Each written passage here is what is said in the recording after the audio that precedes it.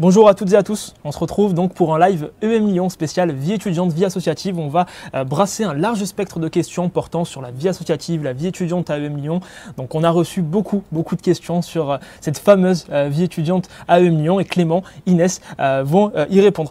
Inès, on va être galant, on va te demander d'abord de te présenter. Est-ce que tu peux nous dire un petit peu ton parcours jusqu'à cette 4e année et cette dernière année finalement à EM Lyon? C'est ça. Donc, moi, je m'appelle Inès Boissria.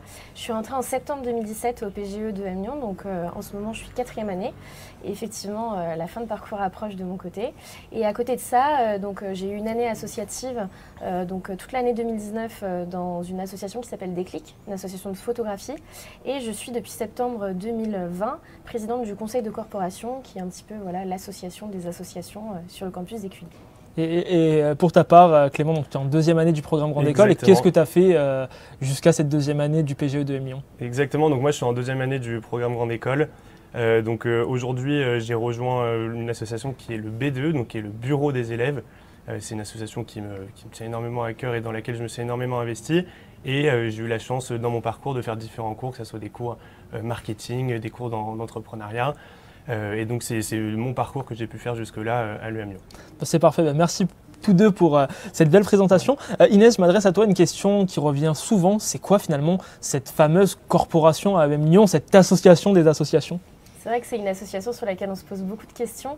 À EM Lyon, sur le campus d'Écully, on a une grosse spécificité, c'est qu'on n'a pas un référent au sein de la direction qui va chapeauter un peu toute la vie associative. On a une association qui gère tout ça, composée donc d'étudiants, uniquement des étudiants de dernière année, qui en fait se réengagent après un mandat associatif classique, comme est en train de vivre Clément avec le BDE, et qui vont en fait aider à la bonne organisation, au bon déroulé, au bon fonctionnement de la vie associative, qui correspond à quand même 35 associations, la Corpo incluse dans les 35, et qui rythme un petit peu toute cette année. Donc on a la spécificité aussi d'être de septembre à juin, en mandat, juin-juillet, pour les prolongations, ce qui nous permet de faire la transition des mandats des autres associations qui normalement s'étalent de janvier à décembre. Donc on est là au moment du passage de relais et c'est ça aussi qui est intéressant puisqu'on peut les accueillir correctement et faire en sorte que le départ soit le meilleur départ possible pour ces nouveaux mandats entrants. Donc vous êtes finalement le pont entre les étudiants, les associations de EM Lyon et l'administration de l'école. C'est ça. On est un petit peu l'interlocuteur, moi j'aime bien dire un interlocuteur un peu actif, puisque du coup on fait un peu aussi la navette entre ce que la direction veut dire aux étudiants et ce que les étudiants et associatifs veulent dire à la direction. Et on aide un petit peu on fait un peu les chefs d'orchestre de toute cette vie associative et on fait part aussi de notre expérience passée durant les dernières années sur le campus pour les nouvelles promos qui prennent le relais au fur et à mesure. C'est parfait, merci Inès pour ta réponse. Quant à toi, Clément, le BDE en grande école, de manière assez globale, qu'est-ce que c'est que le BDE? Qu'est-ce qu'on fait quand on est au BDE? Et toi, à EM Lyon, c'est quoi un petit peu la spécificité du BDE? Qu'est-ce qui fait que le BDE de l'EM est différent des autres BDE de France?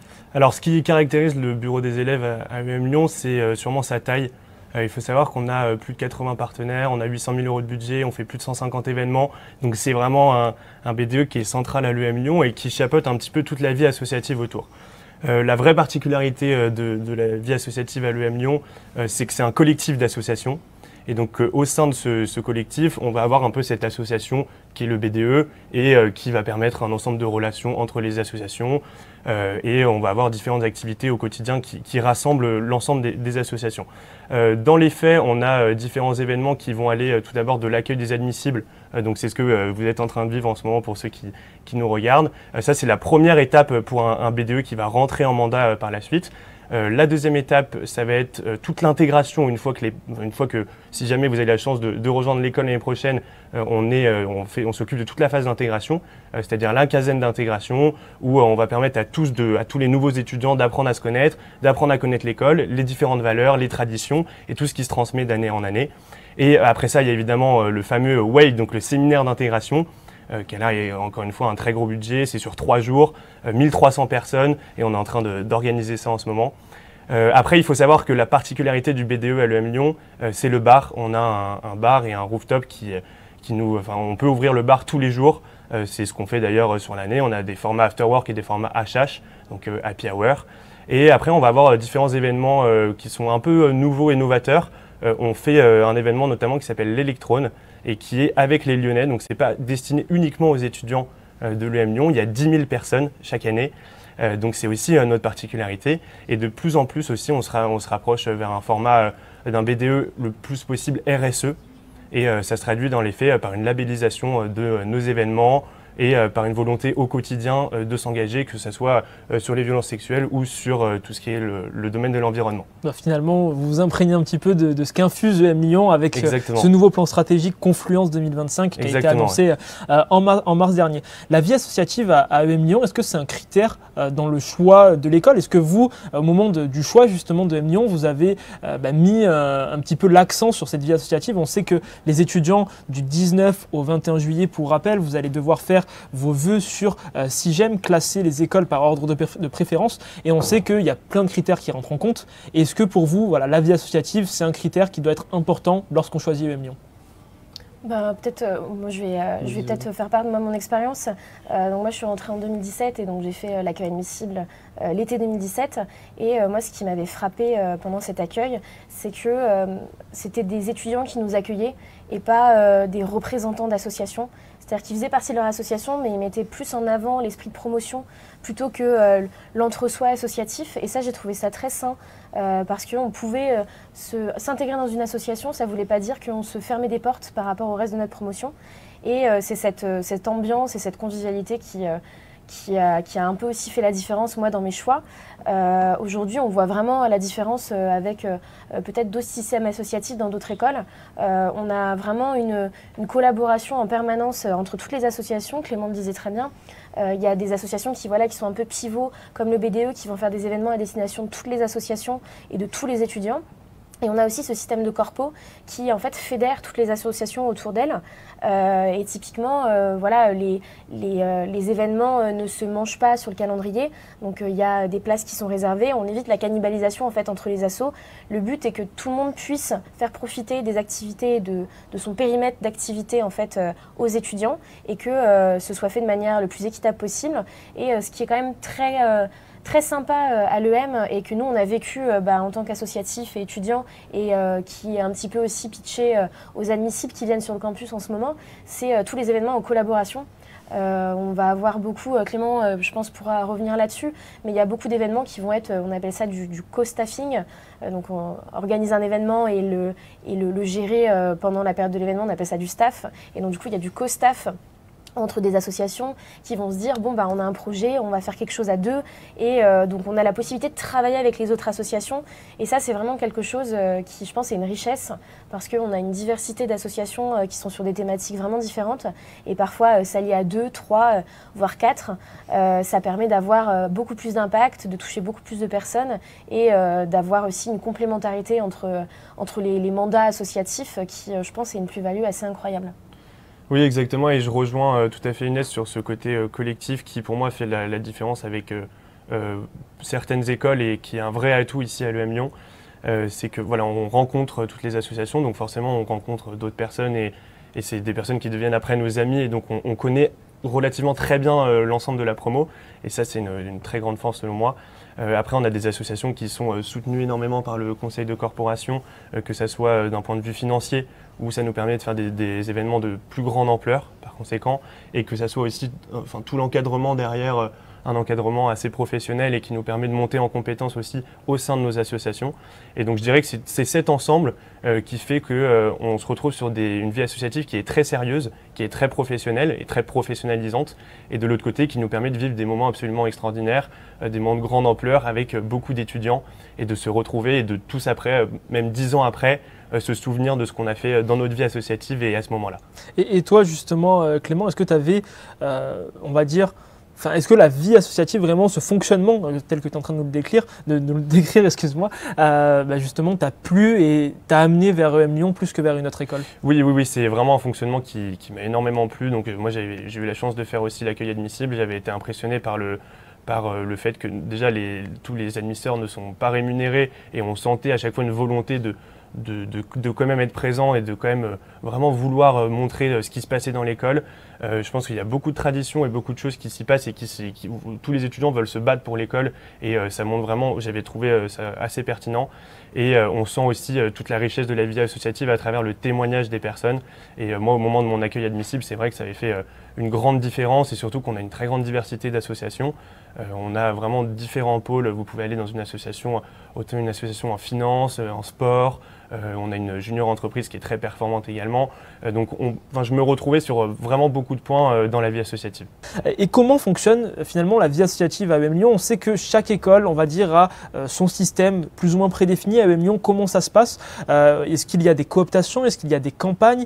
Quels sont les assos à liste? Et également, expliquer ce que c'est listé finalement, parce que les étudiants de prépa ne savent pas ce que c'est également. C'est vrai que c'est un petit peu un mythe, les campagnes, et on se demande toujours comment on entre dans cette association, comment ça se passe. Nous, on a un système qui va être un petit peu hybride. On va avoir deux manières de rentrer dans une association. Soit on peut coopter. Donc c'est un système de recrutement où il y a deux périodes, il y en a une en octobre et une autre en mars. Comment ça va se passer? On va s'inscrire pour les entretiens, on va remplir un petit questionnaire pour que les personnes de l'association qui cooptent puissent préparer un petit peu l'entretien, connaître un petit peu la personne qu'ils vont avoir en face d'eux. Et le but, ça va vraiment... on ne recherche pas de profil type ou il n'y a pas des cases à remplir obligatoirement. C'est vraiment, on va apprécier la personne dans sa globalité, on va voir ce qu'elle peut apporter à l'association, ce que l'association aussi peut lui apporter pendant son année associative. Donc ça va se faire aussi sur est-ce que elle va se plaire dans le groupe qui va être intégré un peu après. Et l'autre partie, donc le système de cooptation, c'est la première partie. L'autre système, c'est les campagnes. Donc on appelle ça la campagne de renouvellement des associations. Ça concerne 4 associations. Donc le BDE, je pense que Clément pourra parler aussi de son expérience. Juste après, pas de souci. Et moi, je l'ai faite également, mais j'ai perdu, contrairement à Clément. Donc c'est pour ça que j'ai rejoint une association en cooptant derrière. Le ski club, qui est aussi une grande association, c'est le premier ski club de France. Le Petit Paumé, qui est une référence sur le territoire lyonnais et qui aussi a un très gros budget et qui est très très professionnel dans son mode de fonctionnement. Et le Bureau des Arts, qui est l'association qui a le plus d'événements en termes de quantité au sein du campus d'Écully. Donc ces 4 associations-là, en fait, les campagnes commencent un petit peu en octobre, où les étudiants en fait vont se constituer en liste et vont se dire on va tenter les campagnes. Ils vont avoir toute une période de préparation où ils vont avoir des formations dispensées par la Corpo. Les campagnes les cooptations également sont encadrées de A à Z par la Corpo. C'est vraiment une grosse partie de notre activité. Donc on a des formations pour comment apprendre à démarcher, gérer la communication, gérer une trésorerie également.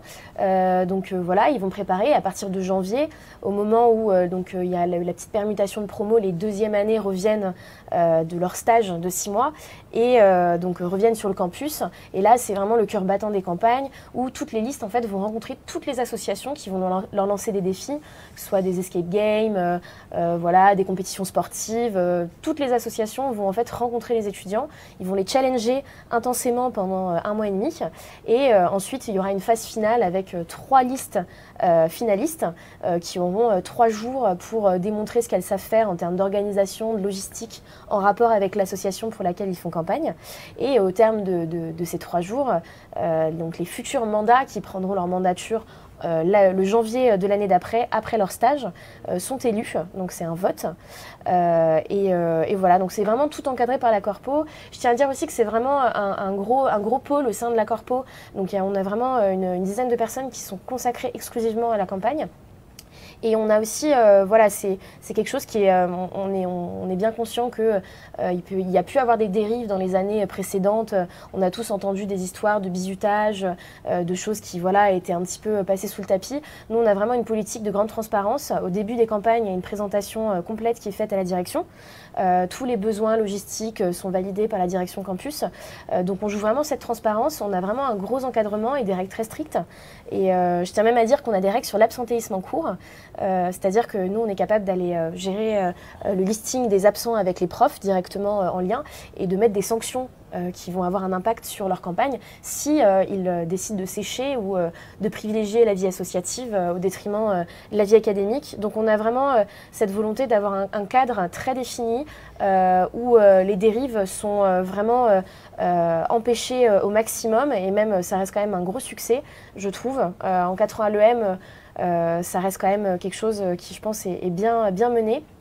Et on a vraiment une volonté de protéger les étudiants avant tout.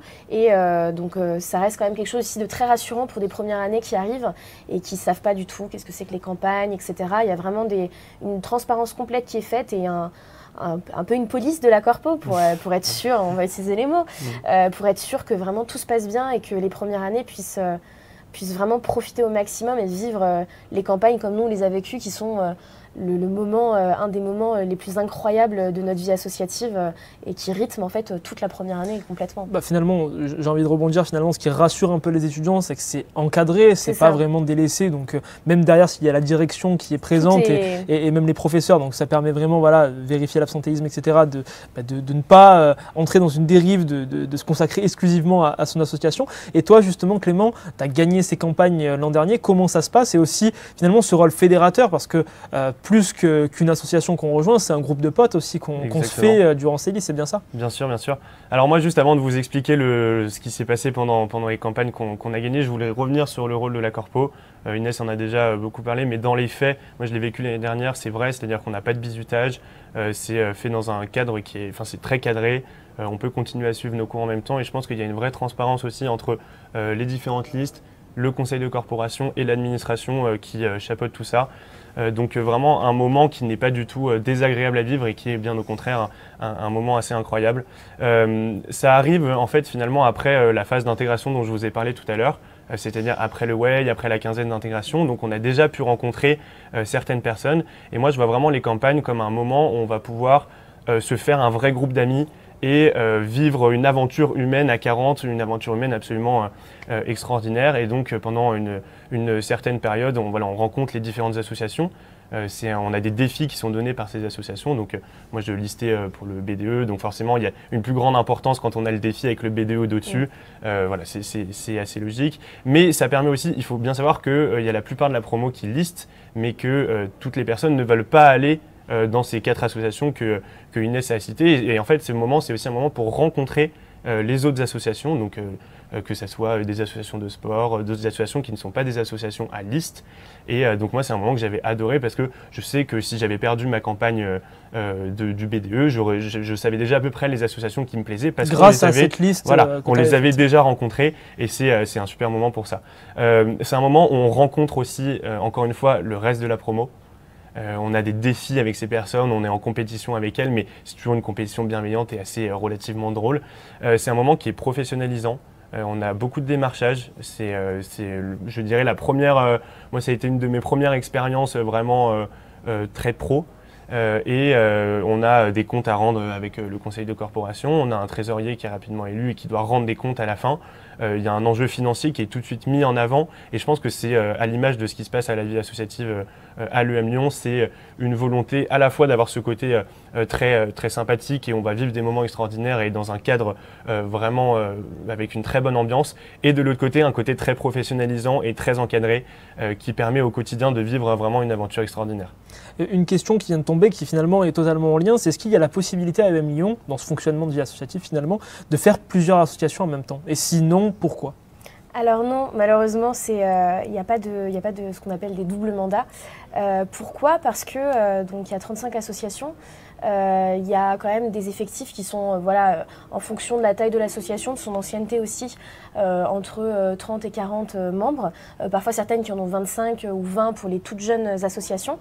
Et en fait, c'est vraiment un investissement qui se met vraiment sur cette année entre janvier et décembre et qui est déjà tellement fort que ce serait en fait léser les associations pour lesquelles on s'investit de mettre des personnes dans plusieurs associations différentes et ce serait aussi entre guillemets voler des places parce que le but c'est que toutes les personnes qui veulent aller en association puissent avoir une place et s'intégrer pleinement dans ce groupe en fait. Donc c'est vraiment sur cet esprit-là qu'on ne peut pas faire plusieurs associations, mais en vérité c'est exactement ce qu'on disait un petit peu avant. Il y a tellement cet esprit de promo qui va au-delà des associations et on peut travailler avec n'importe quelle association. On peut, il y a certaines personnes il y a des colocations qui se font inter-associations, il y a des soirées inter-associations. Donc il n'y a pas ce côté un peu sectaire. Qu'on pourrait peut-être, sur lequel on pourrait se dire peut-être que quand on est dans une association on y reste et on va nulle part ailleurs. Cette ouverture-là fait que ce n'est pas si handicapant que ça de ne pas pouvoir faire plusieurs associations et ça reste quand même très très sain je trouve comme mode de fonctionnement et ça permet à tout le monde de trouver son compte et de s'investir comme il le souhaite dans l'association de son choix. Et comme tu le disais aussi la possibilité de faire finalement des événements en partenariat avec d'autres associations, donc ce qui est une réelle force. Une question qui tombe souvent et l'année dernière on avait fait une enquête. Près d'un étudiant sur 4 rejoindrait une école par rapport aux infrastructures sportives et au sport proposés. À EM Lyon, ça se traduit comment le sport? Est-ce que vous avez, vous, bénéficié des infrastructures? Est-ce que vous avez participé à des événements sportifs ou à des compétitions sportives en fonction du niveau auquel vous étiez? Alors je pense que le sport à EM Lyon, c'est vraiment c'est au cœur de l'école et je dirais même que ça s'inscrit dans le parcours pédagogique. Il y a une volonté de valoriser le sport de manière générale. Je sais qu'il y a un partenariat qui avait été fait récemment avec Tony Parker et on voit souvent des sportifs passer dans l'école, donc c'est déjà très, très sympathique. Moi pour ma part, donc j'ai fait dès la première année, on arrive et il y a vraiment énormément de sports qui sont proposés. Je crois qu'il y a plus de 40 sports, une possibilité de faire plus de 40 sports à l'EM Lyon et 12 sports en compétition. Donc c'est des compétitions qui sont quand même assez poussées et il y a des championnats de France à chaque fois et on a déjà gagné des championnats de France à EM Lyon. Sur le campus directement, donc il y a un gymnase, un dojo, une salle de sport et 2 terrains de tennis. Et tout autour, forcément, pas directement sur le campus, mais autour, on a accès à différentes infrastructures. Donc vous pouvez, ça passe, ça va de la piscine à la possibilité de faire de l'équitation, à des terrains de foot. Et donc vraiment, on peut s'investir dans la vie sportive à EM Lyon. Et autour de ça aussi, j'aimerais parler aussi du COP, qui est une association des supporters. Et qui suit donc les différentes équipes et qui permet encore une fois de souder la promo et d'amener une vraie ambiance au sein de l'école. On a lors de derby par exemple toute l'association des supporters qui nous suit et qui accompagne les différentes équipes de sport. Donc il y a encore une fois un esprit de promo qui se retrouve même dans le sport. Et oui, EM Lyon fait notamment, il y a le derby Rhône-Alpes avec Grenoble, il y a également les OJO avec les 7 meilleures écoles françaises. Et après tu nous l'as évoqué, tout ce qui est Coupe de France des ESC et d'autres événements donc finalement sportifs pour ceux qui souhaiteraient faire du sport en compétition. C'est comment ces étudiants-là arrivent finalement à gérer un petit peu, et Clément tu vas nous le dire aussi, on va dire l'importance des cours et finalement les exigences et tout ce que vous pouvez avoir au niveau de l'association. Ce qui est intéressant, c'est qu'on est une des rares écoles, je sais que toutes les écoles ne font pas ça, à avoir la possibilité d'avoir des cours à la carte. Et ça nous permet en fait de vraiment construire notre parcours en fonction de nos envies, de nos besoins, de nos contraintes, de l'investissement qu'on veut donner dans notre association. Le fait aussi que ce soit des cycles de 2 mois, nous permet d'être relativement flexible et justement de construire ce parcours avec un peu plus de marge de manœuvre que par semestre. Donc on est assez libre de répartir nos cours sur l'année en fonction de ces cycles. Moi, à titre personnel, donc en tant que dernière année, j'ai choisi de rester toute l'année sur le campus d'Écully. J'aurais très bien pu finir mon année fin décembre en mettant tous mes cours et donc du coup en ne faisant que ça. J'ai décidé du coup, et aussi pour des raisons d'investissement associatif, les répartir sur toute l'année de manière un petit peu plus aérée pour pouvoir assurer mon engagement associatif jusqu'au bout. Donc c'est ça qui est assez intéressant et je pense que cette flexibilité nous permet de faire la part des choses et de décider où mettre le curseur et avoir un relatif équilibre sur la vie académique et la vie associative. Et toi, comment tu arrives à faire ce pont-là, Clément? Alors c'est vrai qu'au quotidien, forcément, l'association prend du temps et comme je le disais avant, c'est un réel engagement. Mais si on est organisé, évidemment, l'engagement de chacun n'est pas forcément le même. C'est-à-dire qu'il y a certaines personnes qui vont plus ou moins s'investir dans les associations en fonction de leurs contraintes extérieures. Donc vous allez avoir des personnes qui vont avoir des projets à côté. Nous, je sais qu'au BDE, on a des personnes qui travaillent même à côté et qui arrivent à combiner les deux, à être présents au quotidien avec nous.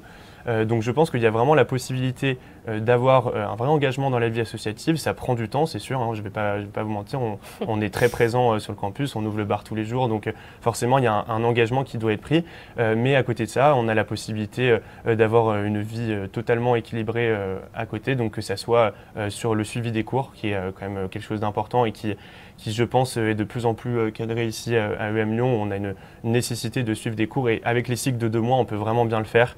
On sait aussi les périodes qui vont être très compliquées au sein de nos associations. La période d'intégration en est une par exemple, et donc on peut être aussi assez flexible par rapport à ça et mettre plus ou moins une quantité de cours importante à ce moment-là.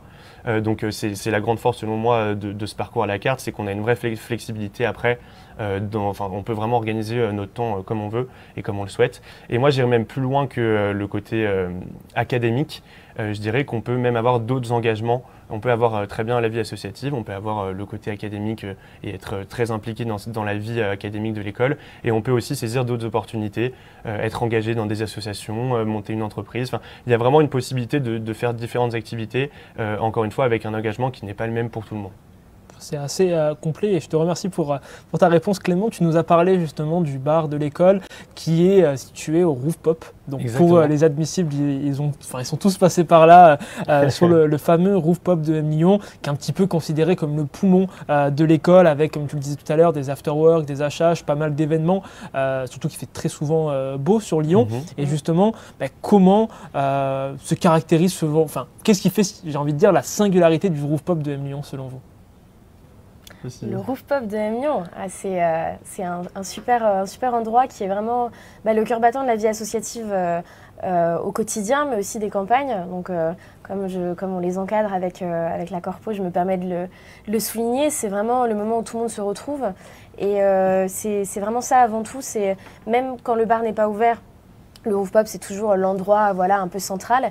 Et quand le bar ouvre, c'est ce moment-là en fait, de partage où c'est encore une fois ce qu'on a dit juste avant, les associations ne prévalent pas sur la vie de promo. Et c'est vraiment, on rencontre des gens, il y a une accessibilité des promos même au-dessus, en dessous. C'est vraiment, je pense que oui, la caractéristique, c'est sa structure qui est hyper ouverte, où il y a plein de portes pour y accéder un peu dans tous les sens. Le fait aussi qu'on ait aussi une magnifique vue des Alpes dégagées quand il fait très très beau, ça aussi c'est une belle plus-value. Et que voilà, c'est vraiment le lieu de rendez-vous et c'est quand même super agréable d'avoir un bar directement sur le campus parce que comme on est à Écully, ça reste quand même un temps de trajet en bus. Donc si on avait voulu boire un verre avec quelques amis, on se serait trouvé à 10-15 dans un bar à Lyon. Et là, on se retrouve tous directement sur place. Et ça, c'est quand même une caractéristique, je pense, assez fondamentale. Et je pense que c'est aussi un élément qui construit cet esprit de promo et cette bonne ambiance qu'il y a un peu entre tout le monde et qu'on peut, on peut vivre pendant l'accueil admissible. Je pense que les admissibles qui sont venus là jusqu'à présent ont pu échanger avec des admissibles comme eux, avec des admisseurs de toutes les associations possibles, de plusieurs promos par exemple. Il reste quelques soldats 4e année encore qui traînent sur le campus, donc c'est ça qui est vraiment top avec le Roof Pop. En quelques mots, vraiment succinctement, qu'est-ce que vous apporte concrètement une association? C'est très prenant, c'est très professionnalisant, c'est une première expérience, j'ai envie de dire, professionnelle pour certains, pour ceux qui s'engagent très rapidement en association. C'est quoi l'apport d'une association en grande école et plus particulièrement à EM Lyon, très rapidement? Alors je suis déjà allé sur la partie professionnelle, donc je vais prendre un autre point. Je pense qu'avant tout, c'est une aventure humaine extraordinaire. Au BDE, on est 40 personnes et la plupart des associations à EM Lyon sont entre 35 et 40 personnes. C'est une bande d'amis avant tout, mais c'est aussi des personnes avec qui on doit travailler après. Donc ça nous met dans une situation qui est proche finalement de celle de l'entreprise, même si on a beaucoup d'activités plus ludiques.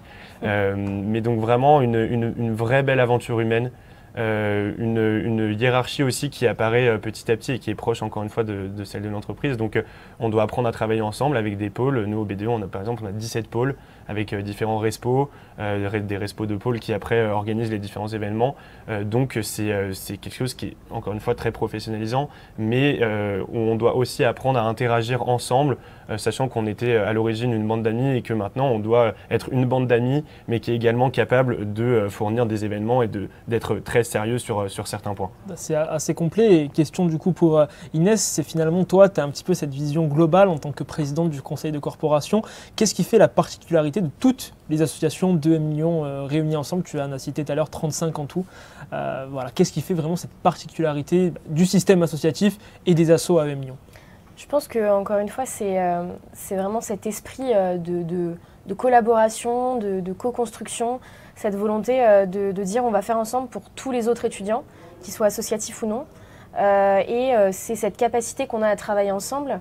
À titre d'exemple, tous les lundis, moi j'anime une réunion avec tous les présidents et les vice-présidents de toutes les associations et où on a des moments de partage sur qu'est-ce qui se passe dans telle association, c'est quoi un petit peu les nouveautés de la semaine, qu'est-ce qu'il y a comme message de la direction et où les présidents en fait ou les vice-présidents vont dire bon bah voilà, nous on monte ce projet-là, si votre association est intéressée pour participer, voilà, envoyez-nous un petit message. Donc c'est ce côté vraiment, moi j'aime bien parler du système associatif de lui-même comme un écosystème parce qu'on a vraiment des interactions en permanence avec tout le monde. Moi je me souviens de gens qui décidaient de la création d'un nouvel événement à la machine à café.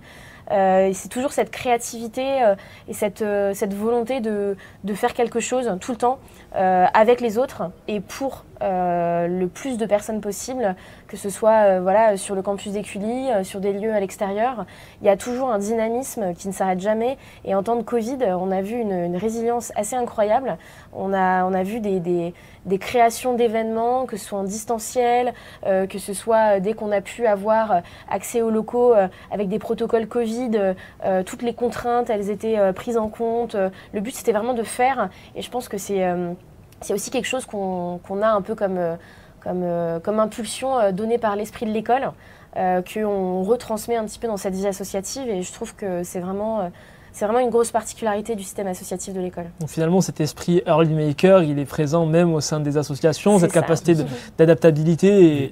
Et si je peux me permettre juste par rapport à ça, ajouter quelque chose, c'est on a la capacité ici dans la vie associative de monter des initiatives étudiantes. C'est-à-dire que si jamais vous avez une idée d'association qui n'existe pas encore, donc tout ça est chapeauté évidemment par le conseil de corporation. Et moi je trouve que ça transmet bien toutes ces valeurs de prise d'initiative et d'entrepreneuriat. Et donc il y a des initiatives étudiantes qui sont lancées de manière récurrente et avec vraiment un beau succès. Moi je sais que ça m'avait beaucoup plu au moment d'arriver à Lyon, de savoir que si un sujet m'intéressait, je pouvais monter quelque chose dans le cadre associatif autour de ça. C'est ça. C'est ce qui est assez, encore une fois, toujours dans cette logique de création, d'entreprendre, qui est présent même au sein des associations. On a une question sur, et là je m'adresse à Inès, ça c'est de manière encore une fois plus globale sur l'ensemble des écoles. Lister, ça veut dire quoi? Tout à l'heure tu nous l'as un petit peu introduit, mais de manière globale, voilà, lister. Les campagnes, c'est quoi? Un petit peu ce vocabulaire qui est peu commun encore une fois, j'insiste. Lister, en fait, c'est pourquoi on dit lister? Parce qu'on constitue une liste de personnes sur un Excel. Et c'est vraiment tout bête comme vocabulaire. Et on va se constituer un groupe. On va se dire, on va vivre cette aventure ensemble. On va former 25-30 personnes en premier lieu. Et on va lister ensemble, on va faire campagne pour gagner une mandature dans une des 4 associations qui demandent beaucoup de challenges et qui se méritent après beaucoup d'investissements en groupe. Et le but, c'est aussi de tester l'habilité de la liste, la capacité de la liste à travailler ensemble sous pression, dans un environnement avec plein de contraintes, avec plein de choses à faire, parce que c'est 4 mandats très exigeants. Et à la fin, c'est vraiment même perdre. Et je parle par expérience, ça reste quand même une expérience assez incroyable et on n'en ressort pas du tout le même. On ressort avec une belle bande de potes et on va être tous dans des associations différentes et on garde des liens quand même assez forts qui vont durer pendant un petit moment, je pense. Bon, ça c'est encore une fois toujours dans cette logique de fédération au sein de MLU. En plus, ça rime. La vie associative, la vie professionnelle, donc là, tout à l'heure, vous avez déjà un petit peu répondu à cette question durant l'intégralité de ce live, mais une question très intéressante qui nous a été posée, c'est finalement quelle association intégrer pour les passionnés de finance? Alors, les passionnés de finance. En fait, on a une association qui s'appelle Transaction, qui est composée d'étudiants qui sont très investis dans la finance. Et le but de cette association-là, c'est de promouvoir les métiers de la finance. Donc il y a vraiment un axe assez business, de faire découvrir à tout le monde ces métiers-là, d'aider les personnes qui veulent rejoindre pour un stage ou pour un CDI, une banque, un cabinet, qui veulent faire du private equity, du M&A. Donc tout ce panel de métiers, ils vont les aider à les vulgariser un petit peu pour les rendre accessibles. Et ils vont aider à la préparation avec, par exemple, ils proposent des tests, des entraînements aux tests numériques. Ils vont faire rencontrer des personnes de ces banques pour parler un petit peu de leur métier. Mais ça va servir à tout le monde. Donc on peut intégrer cette association-là si on veut faire ce partage des métiers de la finance. Ça leur sert également à eux. Ils sont souvent très intéressés pour faire un stage ou un CDI en finance. Après, en termes de compétences, moi, ce que j'aimerais dire aussi, c'est que on peut être intéressé par les métiers de la finance, mais vouloir développer des compétences à valoriser. Si on veut faire de l'audit, de la compta ou même du conseil. En conseil, il y a ces compétences-là. On peut devenir trésorier ou vice-trésorier de n'importe quelle association. Et là, on va aussi développer des compétences. Ce n'est pas forcément les mêmes que celles qui sont recherchées dans les cabinets des banques, mais ça reste une plus-value assez intéressante. Et même les membres qui travaillent avec les trésoriers et les vice-trésoriers ont des notions qui se développent. Donc j'ai envie de dire transaction et si vous voulez avoir des postes à responsabilité et toucher un petit peu à l'argent d'une association, trésorier, vice-trésorier, ça apporte une très grosse expérience. Et aussi, qui est très sensiblement lié à la finance, du coup, c'est la JE, la junior entreprise. Justement, qu'est-ce que c'est qu'une junior entreprise? À EM Lyon, la JE de EM Lyon est une des plus grandes de France, après celle de l'ESSEC, notamment en termes de chiffre d'affaires.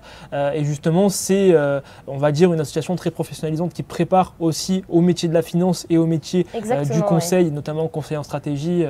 Le EM Lyon le répète assez régulièrement, étant donné que elle fait partie du cercle très fermé des Target School. Oui. Et justement, la junior entreprise, qu'est-ce que c'est, Inès? Alors une junior entreprise, ça va être un groupe d'étudiants qui va proposer des services de consultants pour donc des clients des entreprises ou parfois même pour des institutions, des écoles, et qui va effectuer donc des missions de conseil effectivement beaucoup plus intéressantes au niveau des tarifs qu'un McKinsey ou qu'un BCG, mais qui vont être aussi plus adaptées à des structures qui ne nécessitent pas un cabinet de grande envergure. Ça c'est bénéfique pour les entreprises qui font appel à la junior et c'est bénéfique aussi pour les étudiants de la junior qui vont se professionnaliser assez vite.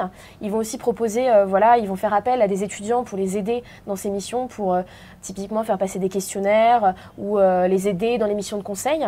Et en termes de chiffres aussi, je crois que tu les connais les chiffres. Oui, donc il y a plus de 200 études qui sont réalisées chaque année par la junior entreprise.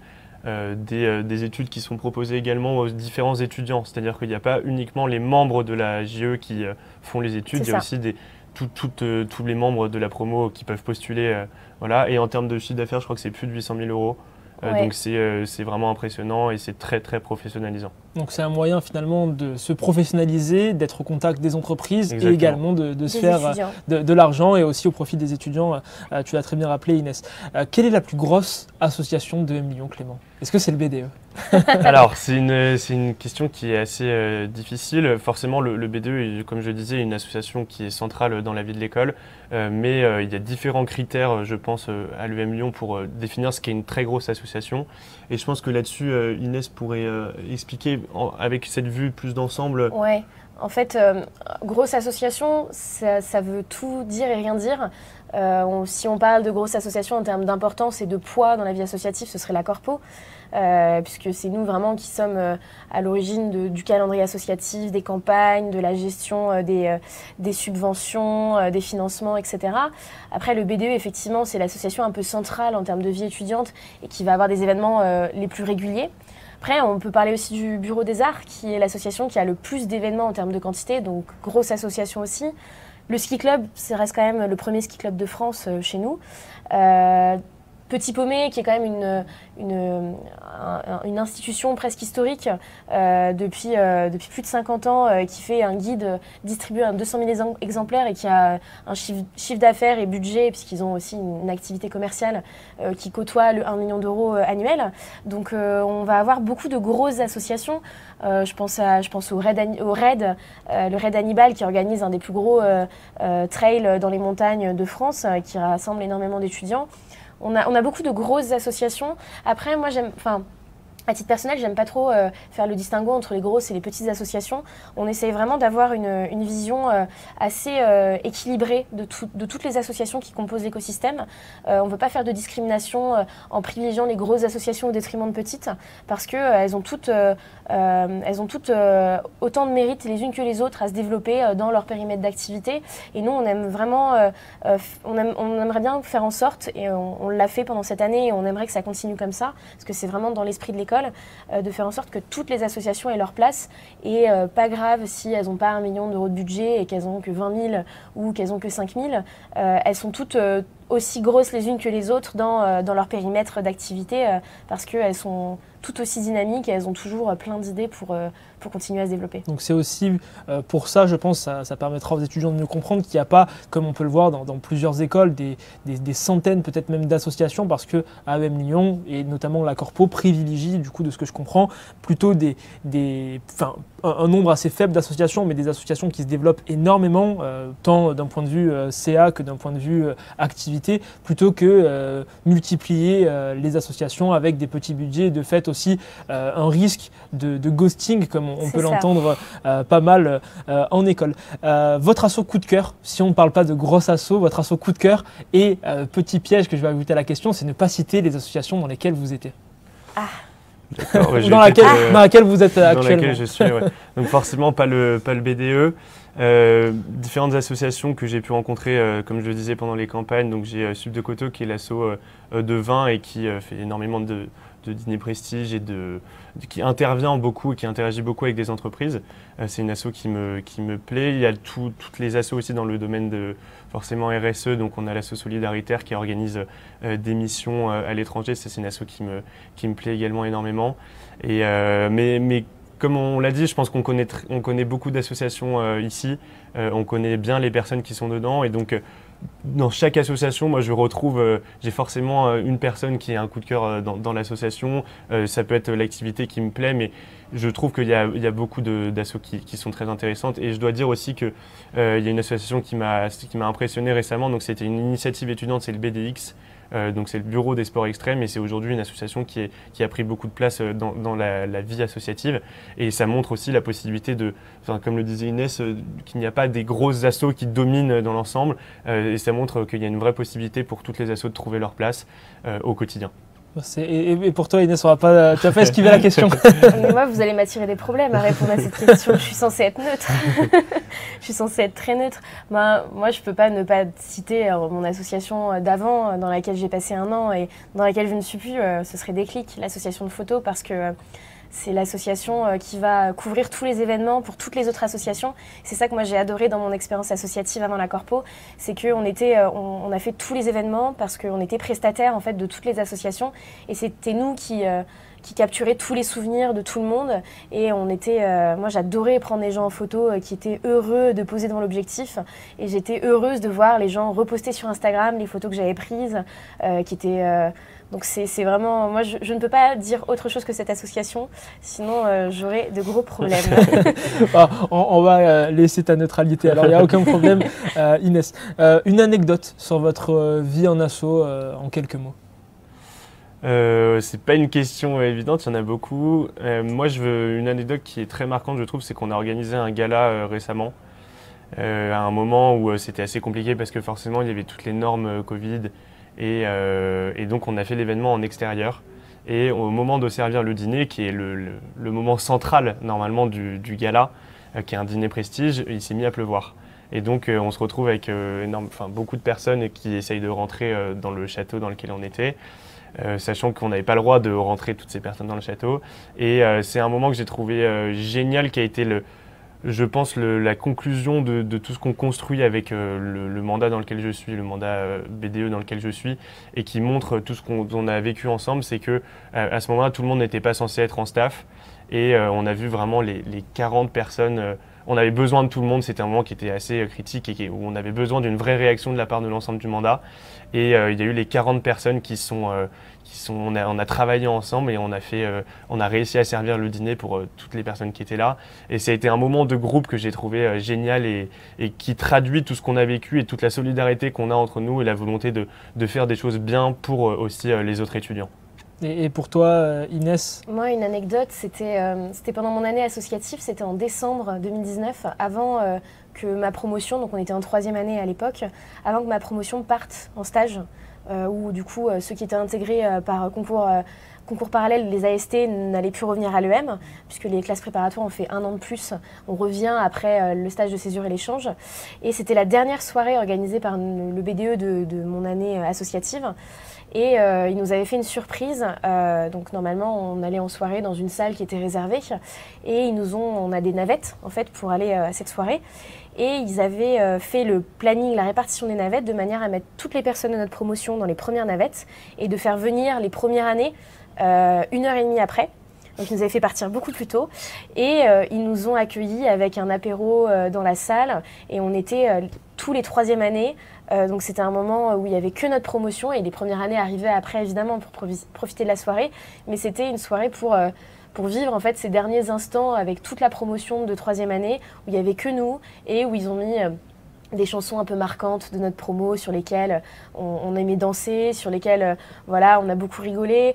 On a eu un mur blanc, une espèce de drap sur lequel on pouvait mettre des dédicaces et je crois qu'il est quelque part sur le campus dans les souvenirs. Et ça, c'est vraiment une anecdote marquante et qui était assez émouvante parce que après on chantait tous les mêmes chansons et on était tous heureux de passer ce dernier moment avant d'aller faire un stage en soirée. Tous ensemble de la même promo, c'était beau. Finalement, c'est un petit peu, encore une fois, ce qui traduit cet aspect fédérateur de la vie associative à AEM Lyon. On va arriver sur les dernières questions. Donc là, je prends notamment les questions qui sont en train de tomber. C'est rapidement, tout à l'heure, encore une fois, je m'adresse à toi Inès, tu en as parlé un petit peu, ce cycle de 2 mois à EM Lyon, mais quel est le rythme de travail à EM Lyon et comment, on va dire, se déroulent les cours de manière assez globale? Ça va dépendre des cours. Il va y avoir des cours qui vont être axés plus sur le travail individuel. Donc sur l'apprentissage, quelque chose d'assez classique en vérité, un peu comme en prépa, voilà, il y a une prise de notes, il y a des interactions avec le professeur, il y a des exercices, il y a des rendus, donc on va avoir ce genre de cours. Après on va avoir des cours qui vont être un peu plus construits autour de la logique de groupe, avec beaucoup de rendus à l'oral, avec des business games, des rendus collectifs, et puis après on va avoir des cours aussi un peu plus ça va être des cours qui vont être répartis sur 2 mois et on va avoir aussi pendant l'été des cours en format séminaire, donc sur 1 semaine où on a cours tous les jours et on est avec le même groupe et où ça va être un petit peu plus en intensif sur une période de cours, sur un laps de temps beaucoup plus court que les 2 mois et on va en avoir plusieurs comme ça sur ce cycle. C'est assez divers en fait, on peut trouver en fonction de ce qu'on préfère, est-ce qu'on préfère être sur du travail individuel, est-ce qu'on préfère les formats un petit peu plus novateurs, les business games, les rendus avec enquête terrain. Je pense que tout le monde peut y trouver son compte et c'est aussi une grande richesse dans les cours à la carte de l'école. Et justement, après ces 4 années de master grande école à EM Lyon, Clément, toi tu souhaiterais faire quoi? Alors moi, c'est vrai que j'ai pas une idée encore très précise de ce que je veux faire, mais j'ai pu voir déjà pendant mes 2 années ici beaucoup de cours et donc beaucoup de sujets et donc des thématiques qui m'intéressent. Et j'ai notamment une thématique que je trouve passionnante, c'est celle du management et de tout le changement des méthodes de management qui vont arriver. Et donc j'aimerais, si possible, aller vers un cabinet de conseil en changement de gouvernance ou en changement de management. Quelque chose qui se fait beaucoup à l'EM Lyon. On a des professeurs qui sont très ciblés, qui étaient très précis sur ces thèmes-là en recherche et on a des très beaux projets comme l'Odyssée managériale par exemple où c'est 2 étudiants qui partent 6 mois découvrir des innovations managériales à travers le monde. Donc des choses très très belle à faire autour de ces sujets-là. Et pour toi, Inès, là, tu arrives presque au bout maintenant de ça. 2 millions, bientôt diplômée. Qu'est-ce que tu aimerais faire après? Moi, j'ai eu beaucoup de chance. J'ai fait un stage de césure qui m'a énormément plu et où j'ai reçu une offre à la fin du stage de césure. Donc, en fait, moi, ça fait 1 an que j'ai signé mon CDI. Donc, je suis très chanceuse et je retourne donc dans la même équipe parce que ça a vraiment très bien matché. Et je suis dans un cabinet de chasseurs de tête à Paris, en graduate programme. Et c'est quelque chose que j'ai découvert parmi toutes les opportunités d'emploi auxquelles on a accès. Donc, j'avais postulé sur notre plateforme Job Teaser. Et c'était une expérience vraiment incroyable dans laquelle je me suis beaucoup plu et j'y retourne. Donc on a quand même beaucoup de possibilités en termes d'emploi et une employabilité, on va dire, très facile. En venant de l'EM Lyon, on est des profils très recherchés et qui sont très valorisés par les recruteurs. Donc c'est plutôt sympa comme opportunité à avoir. Et dernière question, une question que peut-être vous avez eue pendant vos oraux, c'est pourquoi EM Lyon? Donc là, les étudiants vont bientôt devoir faire leur choix. Certains arrivent au bout de leur Tour de France ou alors vont avoir encore peut-être une dernière école à passer lors de cette semaine qui est la dernière semaine en présentiel pour la majorité des écoles. Je vais vous poser la question à tous les deux et je commence par toi, Clément. C'est pourquoi EM Lyon? Ok, donc je vais faire une réponse selon différents points. Le premier point, c'est vraiment la vie associative à EM Lyon qui est très développée. Donc, comme on l'a déjà dit, avec 35 associations, une possibilité d'avoir pendant les campagnes d'être très intégré dans la promotion et après des associations qui sont très professionnalisantes avec une ambiance qui est absolument incroyable, un rooftop comme on a pu le dire tout à l'heure. Et donc vraiment la vie associative, je pense que on a pu en parler pendant tout le live et c'est ce qui caractérise EM Lyon et ce qu'on vit au quotidien EM Lyon, c'est vrai, c'est pas faux. On est une promo qui est soudée, il y a 1000 personnes, on connaît les 1000 personnes. Donc je pense que le premier point pourquoi EM Lyon, c'est cette vie-là, ce qu'on vit au quotidien EM Lyon avec les autres, avec nos amis. Le deuxième point, je pense que Inès en a parlé, c'est le côté employabilité. Forcément, on est obligé de faire des stages dans notre cursus, on a un très gros réseau parce que avec une ambiance qui est aussi bonne, on a envie de s'entraider et ça se ressent après dans le réseau. Moi, je sais que j'ai pu appeler des personnes pendant mon stage du réseau EM Lyon et il y a un réseau qui est très fort et on parle très rapidement des différentes associations. Les gens se souviennent de ce qu'était le BDE par exemple. Donc le côté employabilité qui est très fort et le réseau qui est très fort. Un côté professionnalisant pendant tout le cursus avec des opportunités qui sont multiples et je pense vraiment que c'est à nous de saisir aussi ces opportunités une fois qu'on est dans l'école. À EM Lyon, il y en a énormément. En première année, dès la première année, vous avez la possibilité de vous engager dans des associations, de faire du sport, de monter une entreprise, de découvrir d'autres entreprises qui sont présentes sur le campus, de travailler vraiment dans plein de projets, d'avoir un engagement responsable. Donc une diversité d'opportunités qui est véritable dans l'école et qui nous permet d'avoir, je pense, à la fin une vraie ambivalence et une vraie curiosité sur tout ce qu'on a pu rencontrer pendant notre cursus. Et voilà, finalement, je dirais que pour moi, c'est ce côté, cette ambivalence entre des années qui sont absolument extraordinaires sur le plan personnel, avec l'ambiance qu'on peut avoir dans l'école, et aussi le côté sérieux qui est très important pour nous ici, tout ce qui est autour de l'employabilité et du côté professionnalisant qu'on retrouve très vite dans les associations. Et toi, Inès, qui a vraiment cette vision globale, 4 années de vécu à EM Lyon, maintenant, ça y est, bientôt diplômé, on le rappelle encore une fois. Pourquoi choisir EM Lyon maintenant que tu as 4 ans de recul? Quand je me revois en septembre 2017 en débarquant fraîchement de prépa après 3 années de souffrance, je savais absolument pas ce que je voulais faire. J'étais un peu ouverte à tous les possibles et en fait c'est exactement ce que disait Clément. Je me suis retrouvée à lister, à intégrer une association. J'ai eu la chance d'aller en stage dès la fin de ma première année à New York, 6 mois, via un stage où c'était des gens de l'EM qui se recommandaient les uns envers les autres. Donc encore une fois, j'ai découvert le réseau. J'ai eu une année associative formidable où j'ai découvert toute ma promo. J'ai eu un stage qui m'a permis de trouver ce que je voulais faire et de trouver mon premier CDI. Et je suis revenue pour la Corpo où j'ai pu contribuer aussi et rendre un petit peu ce que l'école m'avait donné pendant les 3 années qui m'ont précédée. Et c'est ça que je trouve vraiment génial, c'est que l'école donne beaucoup. et qu'on a la possibilité aussi de donner à notre tour et de faire profiter de tout ce qu'on a vécu, de tous ces bons moments qu'on a pu partager voilà, avec notre promo, avec les promos du dessus et d'en dessous. Et c'est ça que je trouve vraiment une plus-value incroyable. L'employabilité, encore une fois, Clément l'a dit, on a une possibilité de trouver ce qu'on veut faire et de pouvoir postuler et d'être des profils crédibles parce qu'on a des cours de qualité, parce qu'on a une expérience associative qui est valorisée et très valorisante aussi. Et on a, voilà, c'est une grosse aventure humaine de faire 4 ans en école de commerce. Ça nous change un peu et ça nous met vraiment dans des conditions assez sereines pour entamer une vie professionnelle.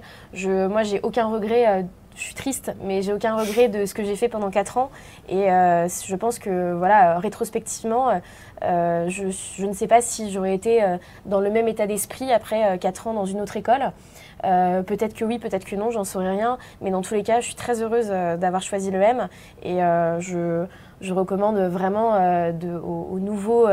aux nouveaux futurs première année, s'ils viennent à l'EM, s'ils ont la chance de venir et s'ils font le choix de venir, de vivre à fond l'expérience et de s'investir dans tout ce qu'ils veulent parce qu'ils trouvent vraiment de quoi combler leurs attentes et découvrir ce qu'ils veulent faire plus tard. Merci pour cette très belle conclusion. Merci à vous deux pour ce live. Merci Clément, merci Inès. Si vous avez des questions, n'hésitez pas à les poser aux différents e-admisseurs Mister Prépa, également sur le compte PGE EM Lyon des étudiants de EM Lyon. Vous y répondrez avec grand plaisir, des admisseurs également. Donc n'hésitez pas. Et en tout cas, merci à vous deux, merci à tous et bon courage pour cette fin d'Euro qui arrive très rapidement. Et bien évidemment, n'oubliez pas de faire vos vœux et vos choix sur Cigem. Et le 15 juillet prochain, les résultats d'admission de EM Lyon avec les notes que vous avez obtenues aux épreuves orales et aux épreuves écrites tomberont. C'était Dorian de Mister Prépa et on se retrouve très rapidement. Bientôt et au revoir tout le monde. Merci. Merci.